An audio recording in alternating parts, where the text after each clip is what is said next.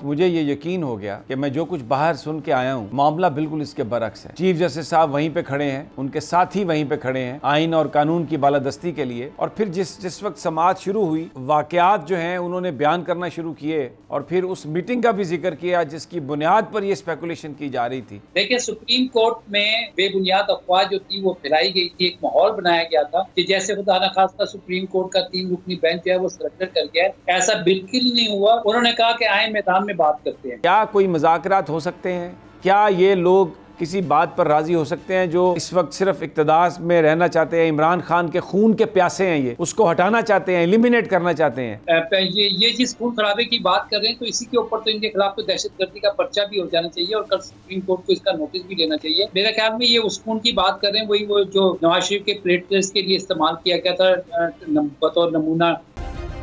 Subscribe करें और bell दबाएं ताकि कोई खबर रह न जाए।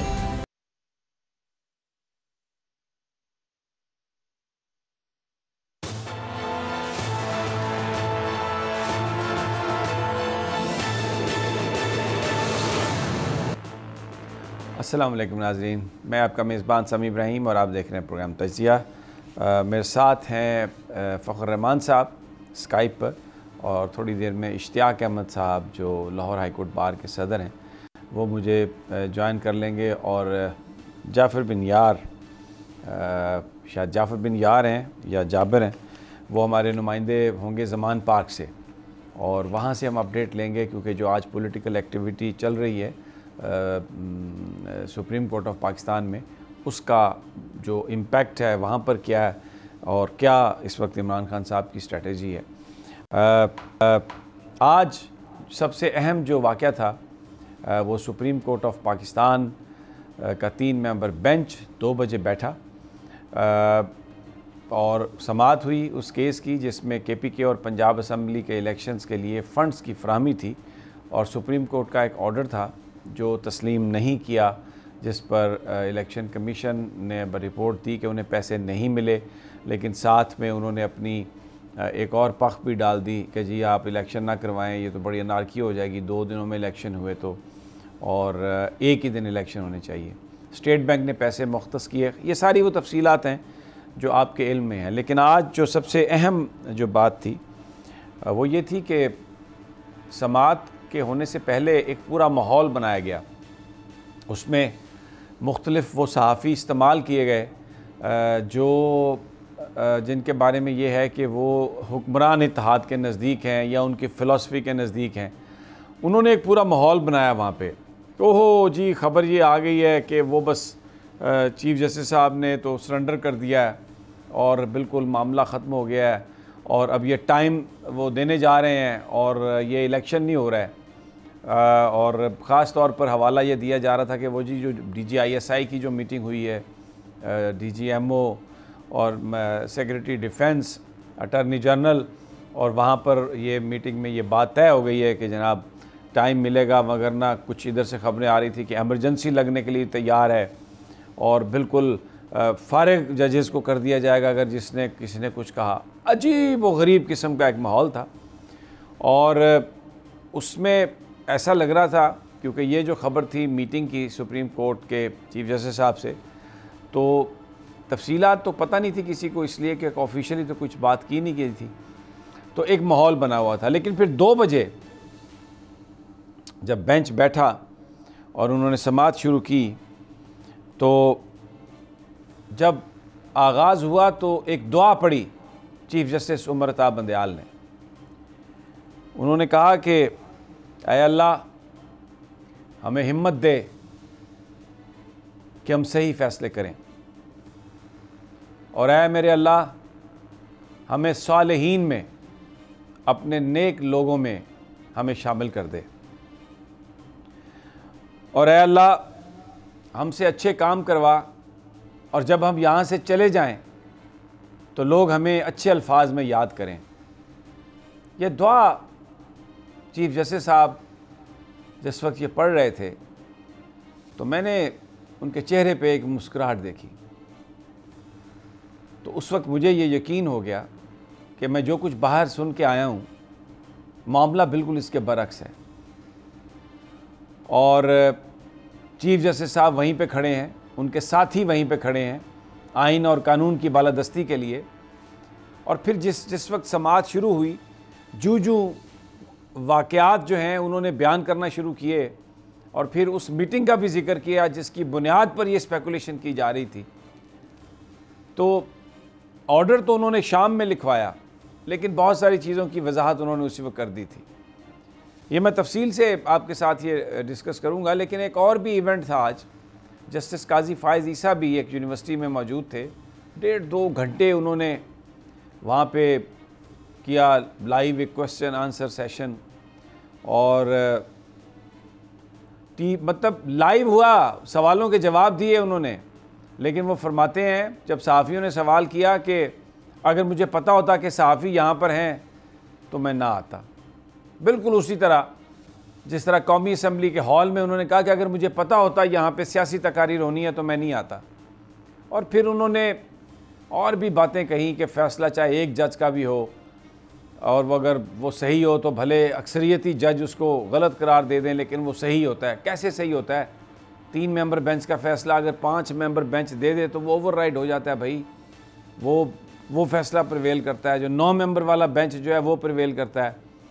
मुझे नहीं पता वो किस फ़िलासफ़ी की बात कर रहे थे। बहरहाल वो भी एक पूरी कहानी उस वक्त चल रही थी। लेकिन अभी जो सबसे अहम बात जो चीफ जस्टिस साहब ने कही आज कि, और फ़ैसले में भी ये लिखी गई है कि बिल्कुल जो वज़ारत दिफ़ा की तरफ से एप्लीकेशन दी गई थी कि इलेक्शन एक दिन हो और ये तारीख़ आप 14 मई वाला जो है वापस ले लें, उन्होंने कहा ये नाकाबिल समाअत है, ये काबिल समाअत ही नहीं है। चीफ साहब ने बताया कि जब खुद उन्होंने बताया कि DGMO सेक्रेटरी डिफेंस उन्होंने हमें ब्रीफिंग दी, उस वक्त DGI भी मौजूद थे, बहुत अच्छी ब्रीफिंग थी, हमने सुनी। हमने कहा कि जनाब ये बड़ी अच्छी इन्फॉर्मेशन आपने दी है, लेकिन जिस वक्त हम केस सुन रहे थे अगर ये उस वक्त आती तो बहुत अच्छा था, क्योंकि अभी तो एक फ़ैसला है हाई कोर्ट सुप्रीम कोर्ट का जो इन फील्ड है, और ये जो आपने ब्रीफिंग दी है बड़ी अच्छी रीजनिंग है, बड़ी अच्छी इन्फॉर्मेशन है, रैशनैलिटीज़ है ये, लेकिन ये उस ऑर्डर को वापस लेने के लिए ग्राउंड फ्राहम नहीं करती। तो इसलिए ये बात भी तय हो गई कि उस मीटिंग का असर इस हद तक हुआ होगा कि ठीक है, अगर सरकार आके टाइम मांगती है तो टाइम दे दें। और चीफ जस्टिस साहब ने ये कम्युनिकेट किया अटॉर्नी जनरल को कि ये जो आपने पैसे नहीं दिए इसके बड़े कॉन्सिक्वेंसेस होंगे, और मैं आपको ये सजेस्ट करता हूँ कि go back to the government and tell them कि ये बहुत संजीदा मामला है और इसके बड़े दूर तक पहुँचने वाले असरात होंगे, तो इसको आप समझें, संगीनी को समझें, आपको मौका दे रहे हैं। और फिर ये बात भी डिस्कस हुई कि अगर मनी बिल कोई हुकूमत जो है उसका वो रिजेक्ट हो जाए पार्लियामेंट में, तो इसका तो मतलब ये है कि उनके पास मेजॉरिटी नहीं है। इसका तो मतलब ये है कि वज़ीर-ए-आज़म इत्तेमाद का वोट खो चुके हैं, तो क्या उसकी कानूनी और क्या उसकी आइनी हैसियत होगी। तो अटॉर्नी जनरल साहब ने आज एक और बड़ी बात कही। उन्होंने कहा कि जी ये ज़िक्र हुआ कि बड़े ये बाइकाट और बड़े एंटी अदलिया बयान आए हैं और सारा तो मजाक, और कहते हैं कि 14 मई को इलेक्शन नहीं होंगे राना सनाउल्लाह। तो अटॉर्नी जनरल साहब ने कहा कि ये आप इस तरह के बयान जो है ना, ये लोग होते हैं हमेशा देने वाले, ये नॉन सीरियस, तो आप सीरियस लोग भी हैं, आप उसको देखें। इस वक्त हम पूरी एक मुज़ाकरात की कोशिश कर रहे हैं, कंसेंसस करने की, थोड़ा सा टाइम दे दें। तो कल के नोटिस हो गए और नुमाइंदे जो आएंगे पॉलिटिकल पार्टीज़ के उनके साथ बातचीत होगी। और चीफ साहब ने कहा कि अगर जुमे को ईद ना हुई तो जुमे को भी बैठेंगे। और ये जो मुज़ाकरात के लिए जो गवर्नमेंट सुप्रीम कोर्ट फैसिलिटेट कर देगी अगर सियासतदान किसी कंसेंसस पर पहुंचते हैं, लेकिन ये जो आज हम दे रहे हैं इजाज़त, इसका ये मतलब हरगिज़ नहीं कि 14 मई का जो इलेक्शन का हुक्म है उसमें कोई तब्दीली हो गई है या वो वापस हो गया। दैट स्टेज देयर, तारीख़ तय है। ये आपस में पूरे पाकिस्तान में अगर इंतखाब की नहीं कर सके तो 14 मई को पंजाब असम्बली के इलेक्शन हो जाएंगे। और रिटन ऑर्डर में ये लिख दिया है कि 27 तारीख तक जो फंड्स इन्होंने देने थे नहीं दिए, 27 तारीख तक वो इलेक्शन कमीशन के अकाउंट में आ जाएं। बहुत ज़बरदस्त आज। तो मैं अगर ये कहूँ फ़ख्र रहमान कि मौलवी तमीज़ुद्दीन आज इज़्ज़त और एहतराम से बैठे, उनकी रूह को आज इज़्ज़त और एहतराम से उमर अता बंदयाल साहब ने बिठाया, और वो जो जस्टिस मुनीर की रूह इस कोर्ट में कहीं से इधर से पतली गली से पिछले दरवाजे से दाखिल होने की कोशिश कर रही थी, उसको कूट कूट कर फिर वहाँ से उन्होंने मार मार कर भगा दिया। तो फ़खर रहमान, आप बहुत अरसा सुप्रीम कोर्ट आप कवर करते रहे, बहुत ही संजीदा माहौल था, आप कैसे देखते हैं कि ये तो जजेस ने दबाव मुस्तरद कर दिया, ये तो प्रेशर मुस्तरद कर दिया, अगर उन्हों का प्रेशर भी था तो वो किसी और पर डाल दिया, उन्होंने तो मुस्तरद कर दिया। जी समी Ibrahim, thank you for having me in your show. वो आपने देखा होगा कि वो इंटरनेशनल रेसलिंग वगैरह होती है ना, उसमें वो एक शख्स होता था, वो इस तरह करके कोई जादू करता था, ये मंत्र पढ़ता था, अपना जो उसका खिलाड़ी होता था रिंग में उसकी जीत के लिए। सुप्रीम कोर्ट में भी कहीं पे इस तरह का कोई मंत्र जो था ना वो चल रहा था जस्टिस मुनीर की को वापस लाने के लिए, और वो ये मंत्र ऐसा था कि वो कह रहे थे कि ए जस्टिस मुनीर तिरू, अगर तुम इधर हो तो 1 नंबर कोर्ट में आ जाओ। लेकिन जस्टिस तमीजुद्दीन तमीजुद्दीन साहब जो थे और जस्टिस कॉर्नेलियस जो थे, वो उनके दलाइल ऐसे स्ट्रॉन्ग थे कि वो रूह जो वहाँ से फरार हो गई, और आज तो फिर कमाल कर दिया सुप्रीम कोर्ट। देखिए सुप्रीम कोर्ट में ये बिल्कुल आप सही कह रहे थे कि एक ऐसी बेबुनियाद अफवाह जो थी वो फैलाई गई थी, एक माहौल बनाया गया था कि जैसे खुदा न खास्ता सुप्रीम कोर्ट का 3 रुकनी बेंच जो है वो सरेंडर कर गया है। ऐसा बिल्कुल नहीं हुआ। उन्होंने कहा कि आए मैदान में बात करते हैं। खुली अदालत लगाई गई और वाज़े तौर पर बता दिया गया, और मिनिस्ट्री ऑफ डिफेंस को भी उन्होंने मुतनब्बे कर दिया कि आपको तो इस तरह करना ही नहीं चाहिए था। ये आपने जुर्रत कैसे कर दी कि आप हमें कह रहे हैं कि अपना फैसला वापस लें और एक ही दिन जो है आप इलेक्शन कराएं। तो इससे साबित हो गया कि ये 13 जमातों का जो टोला है ये किसका लाडला है और इनकी प्ली क्या थी। दूसरी बात, सुप्रीम कोर्ट ने जो मिनिस्ट्री ऑफ फाइनेंस की तरफ से जो जवाब दाखिल हुआ फंड्स के हवाले से, उसमें जो कुछ हुकूमत ने बताया था, वो जो कायमा कमेटी और फिर कौमी असम्बली से जो कुछ हुआ था वो ऑन रिकॉर्ड आ गया, यानी वो दस्तावेजी सबूत आ गया। उससे ये बात साबित हो रही है कि हुकूमत की रिट जो है वो ख़त्म हो गई। तो फाइनेंस बिल जो है वो मुस्तरद हो जाए तो उसके बाद हुकूमत मेजोरिटी खो बैठती है। ये तो सुप्रीम कोर्ट ने फिर आज लीनियंसी दिखा दी, लेकिन सुप्रीम कोर्ट ने उसको अपने आज के ऑर्डर का हिस्सा बना लिया। अगर 27 तारीख तक ये फंड मुंतकिल ना हुए तो उसके बाद ये हुकूमत तो वैसे ही ख़त्म है अपने खुद ही इक़दाम से। ये जो जाल बिछा रहे थे, जो कानूनी और आईनी मशवरे दिए जा रहे थे, उसमें खुद ही फंस गए हैं और ऐसे शिकंजे में आ गए हैं, जिसके बाद सुप्रीम कोर्ट ने ये कह दिया कि हमने सब पर ये वाज़े कर दिया है कि हमारा फैसला अटल है, यानी 14 मई के फैसले में कोई तब्दीली नहीं है। अच्छा फ़खर रहमान, एक और बड़ी इंपॉर्टेंट बात हुई, क्योंकि चीफ साहब ने ये कहा, चीफ जज साहब ने अटॉर्नी जनरल से कि आप इस मामले को जल्द अज जल्द हल करें, क्योंकि और बहुत सारे इसमें अभी नुकात उठ रहे हैं। उन्होंने कहा कि केयर टेकर्स, जो इस वक्त केयर टेकर गवर्नमेंट है, आइन में तो 90 दिनों का मैंडेट है और अभी ये तो पूरे होने वाले अगले चंद दिनों में, तो फिर कौन हुकूमत करेगा, ये भी एक बड़ा मसला पैदा हो जाएगा। और जो PTI है, फवाद चौधरी साहब को मैं देख रहा था, वो उन्होंने पटिशन भी वो सबमिट उन्होंने कर दी है या कर रहे हैं कि केयर टेकर्स को हटा के एडमिनिस्ट्रेटर मुकर्रर किए जाएं। बड़ी तेज़ी से चीज़ें मूव कर रही हैं, और जो नज़रिया ज़रूरत की बुनियाद पर या ये तासुर दे रहे थे कि एस्टेब्लिशमेंट हमारे साथ है और हम ये कोई भी किसी कीमत पर इलेक्शन नहीं होने देंगे, वो ऐसी कहानी नहीं लग रही। क्योंकि ये जो मीटिंग थी अस्करी क़यादत के साथ, बेसिकली एजेंसीज़ और जो हैं सेक्रेटरी डिफेंस, ये बताया कि ये अटॉर्नी जनरल साहब के वजह से हुई, उनके कहने की वजह से हुई। अदालत में बताया जज साहब ने ये, और जो उनके साथ गुफ्तगू हुई वो भी खोल के रख दी। यानी मैंने इतने ट्रांसपेरेंट और इतने दलेर अंदाज में, इतने एक बहादराना अंदाज में जो है चीफ जस्टिस उमर अता बंदयाल ने सारी जो उसकी इंफॉर्मेशन है उसको कौम को उससे आगाह किया, क्योंकि ये ओपन कोर्ट में नहीं हुई थी। तो वेरी वेरी इनकरेजिंग। और ऐसे, यानी मैं आज बाहर बड़ा अच्छा मौसम था, बादल थे, ऊपर हमारा सब्ज़ हिलाली परचम सुप्रीम कोर्ट की टॉप पर लहरा रहा था। 2 बजे जब हम अंदर गए कमरा अदालत के, तो तबीयत कुछ उदास थी, मैं मानता हूँ इस बात को, कुछ दिल बोझल था, क्योंकि तवक्को जो थी वो कुछ और थी, लेकिन फिर भी दिल ये कह रहा था कि ये जो कुछ है ये गलत है।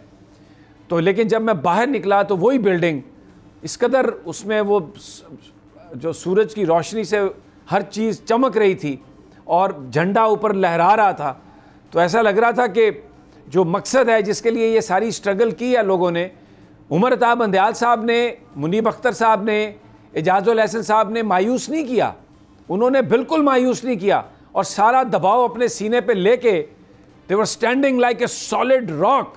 फखर रहमान जी समी, आपने जबरदस्त पॉइंट उठाया। ये कौमी सलामती कमेटी की एक मीटिंग हुई, फिर कौमी असेंबली में बंद कैमरा इजलास हुआ कौमी सलामती से मुतालिक।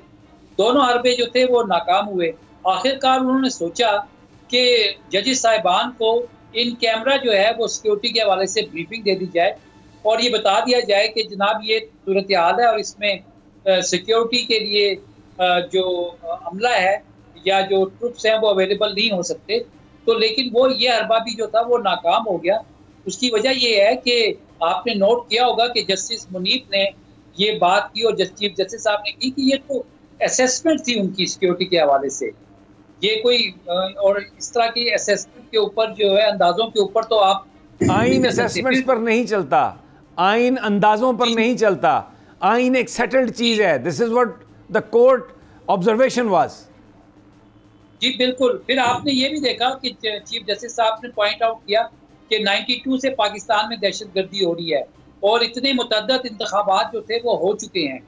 और फिर उन्होंने ये भी उनको पॉइंट आउट किया कि ये जो फंड का मामला है, तो क्या आप हमेशा हर फंड के लिए जो है वो यही प्रोसीजर इख्तियार करते हैं?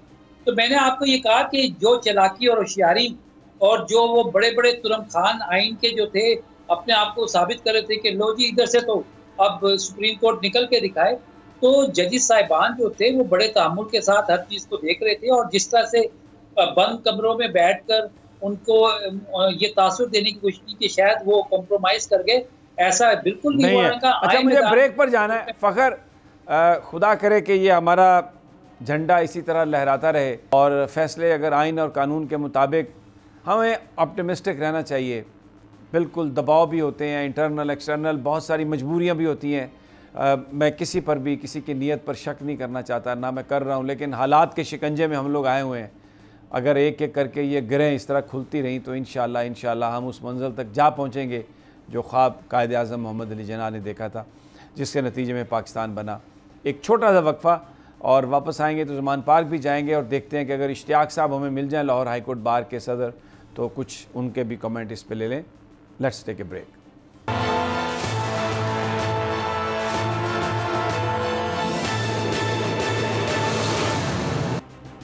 वेलकम बैक नाज़रीन।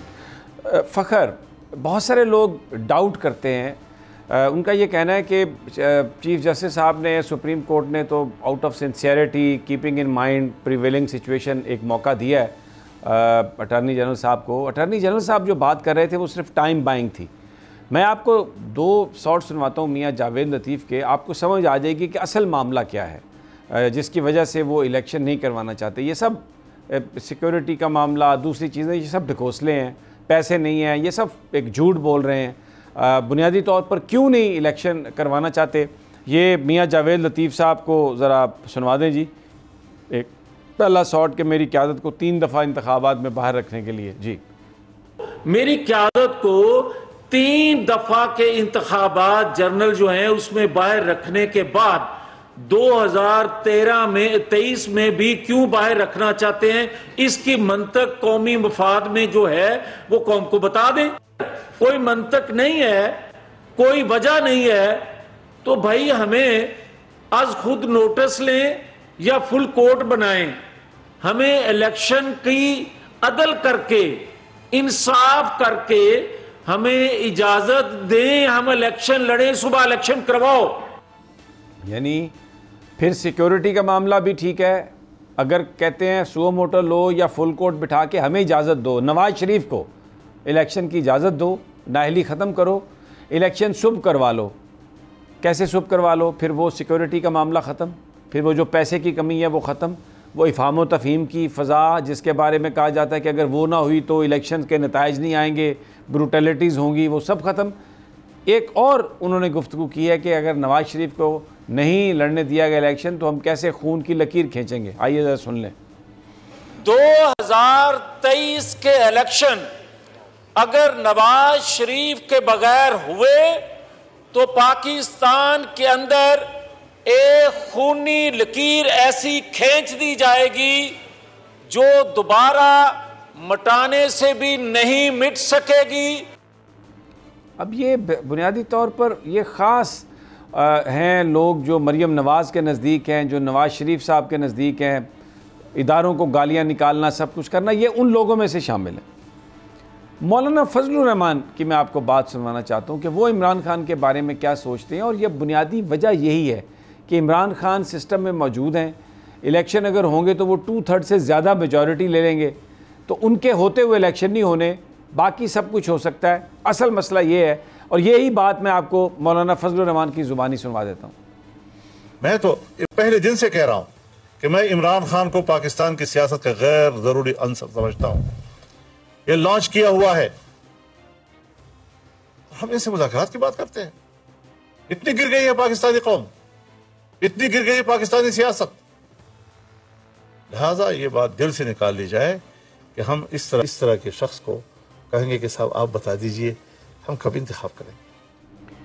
अब मौलाना फजलुर रहमान जो हैं ये PDM का बहुत अहम जुज़्व हैं, और अटर्नी जनरल जो हैं वो PDM की हुकूमत है, तो वो उनको रिप्रेजेंट करते हैं। बड़ी सिंसेरिटी के साथ उन्होंने जो बातें की होंगी वहाँ पर, मैं प्राइमा फेसी उन पर शक नहीं करता, लेकिन ये जो सारी गुफ्तगू में आपको दिखाई है, फ़खर, क्या कोई मुज़ाकरात हो सकते हैं? क्या ये लोग किसी बात पर राज़ी हो सकते हैं जो इस वक्त सिर्फ इक़्तिदार में रहना चाहते हैं, इमरान खान के खून के प्यासे हैं, ये उसको हटाना चाहते हैं, एलिमिनेट करना चाहते हैं?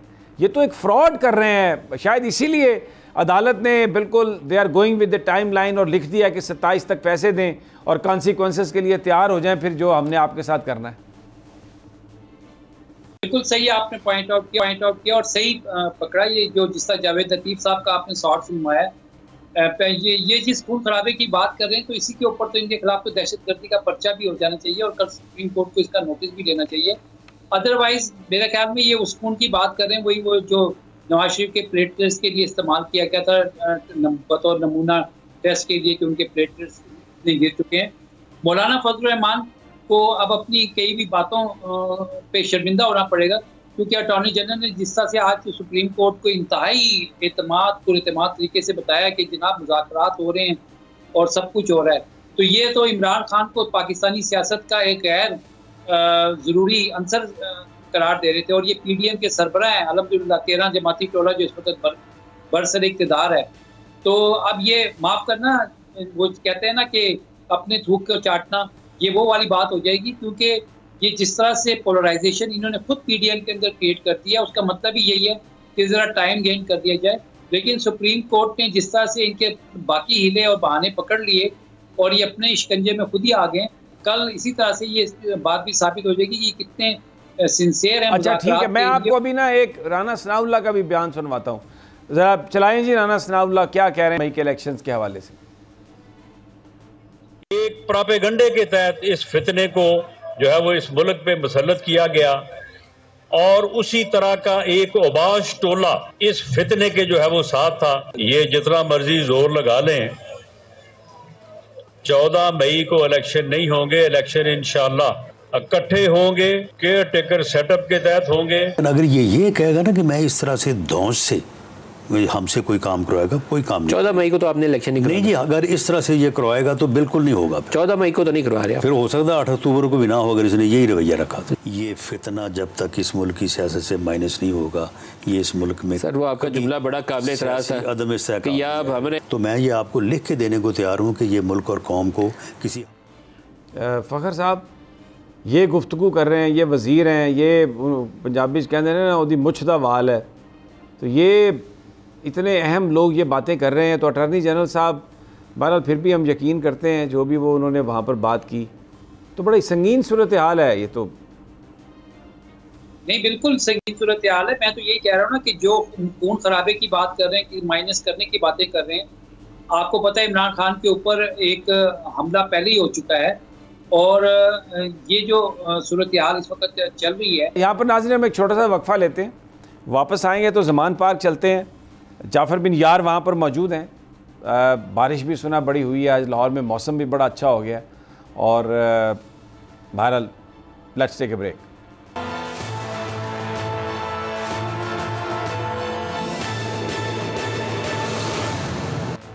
Welcome back.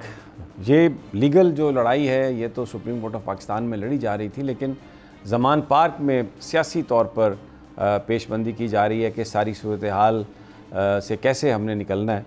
तो जाफ़र बिन यार वहाँ पर ज़मान पार्क में मौजूद हैं, उनसे मालूम करते हैं कि वहाँ पर क्या सूरत हाल है। जाफ़र, क्या आप देख रहे हैं यहाँ पे अंदर से क्या ख़बरें आ रही हैं? आज सुप्रीम कोर्ट का फ़ैसला आया, समाअत हुई, बड़ी स्पेकुलेशन थी, फिर उसके बाद जो उनके कायदीन हैं वो भी वहाँ पर आए, अफ्तारी भी हुई होगी। तो क्या ख़बरें आ रही हैं पीटीआई के अंदर इस वक्त, क्या सेंटिमेंट है? एतमाद बहाल हुआ है आज के फ़ैसले के बाद?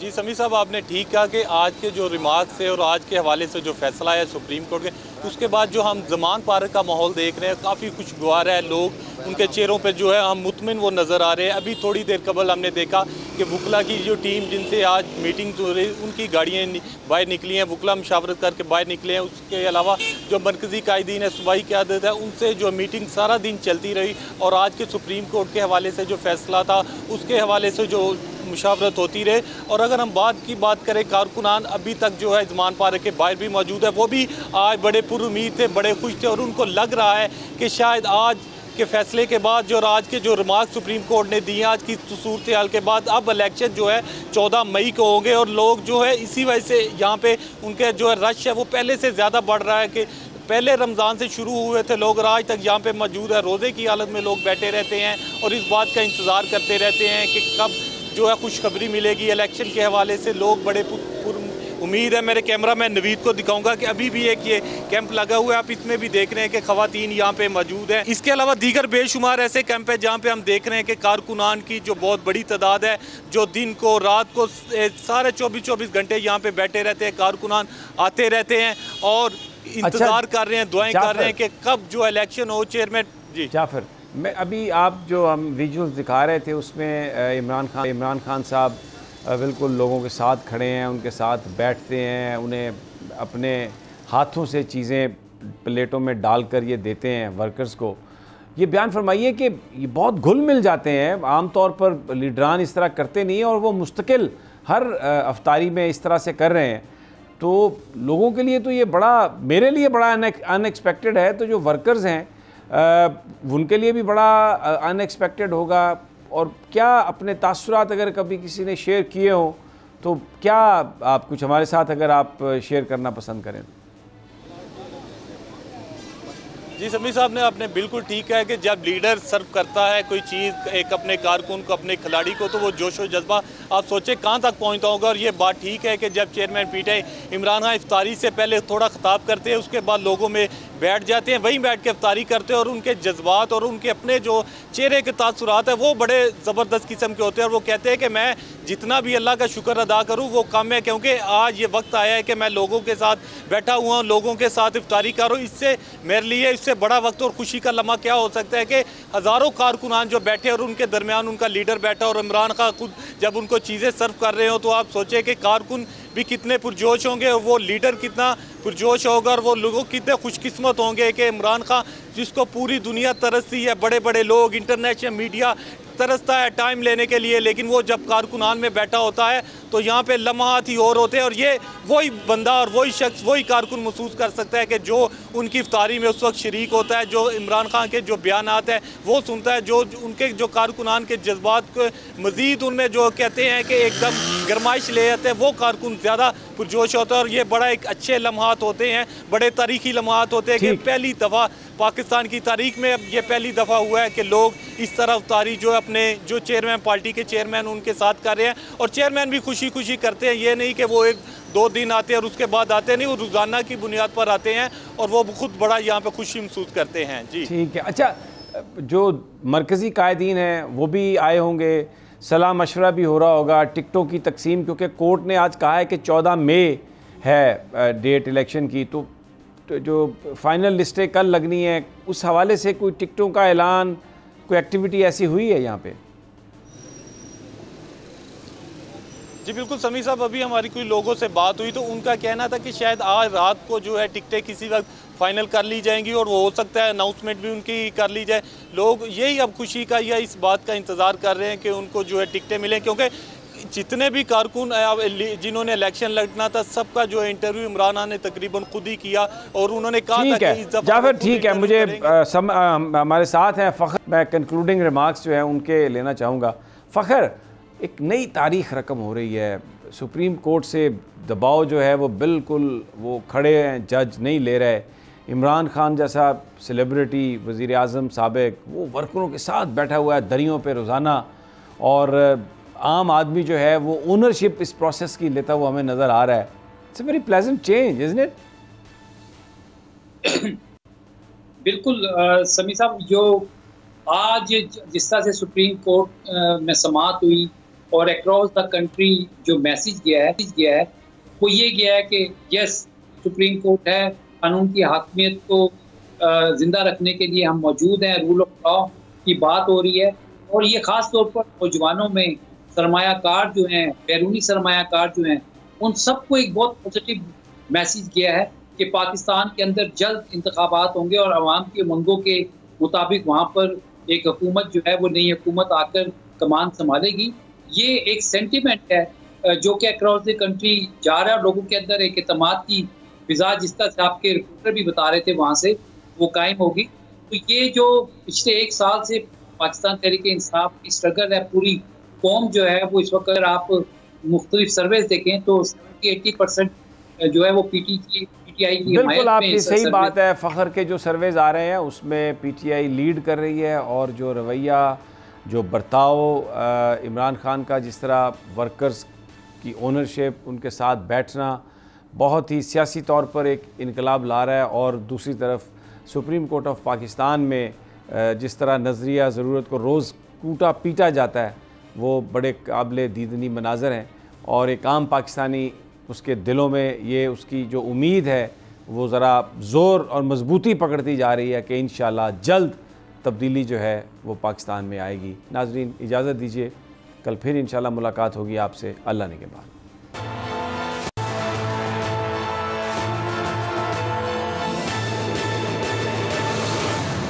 हवाए नफ्स की है हुक्मरानी, लुटेरा कर रहा है पासबानी। बोल न्यूज के मार्केटिंग हेड आकाश राम ताहाल लापता, तफ्तीशी इदारे जवाब देने से कासिर। अहले खाना परेशान, बेटे की जुदाई में माँ गम से निढाल। जो बच्चो हिंदू हुआ पर आए थे जो को पाकिस्तानी, मुझे मेहरबानी करे पंजो आकाश वापस कयो। हुकूमत से बेकसूर और मुहिब्बे वतन बेटे की बाजियाबी के लिए फरियाद। आकाश राम के अगवा के खिलाफ अहले खाना की जानिब से सुप्रीम कोर्ट में दरख्वास्त दायर। सुप्रीम कोर्ट के चीफ जस्टिस उमर अता बंदियाल से आकाश राम के अहले खाना की जल्द समाअत की इस्तदा। मुश्किल की इस घड़ी में आलमी मीडिया ने भी उठाई आवाज।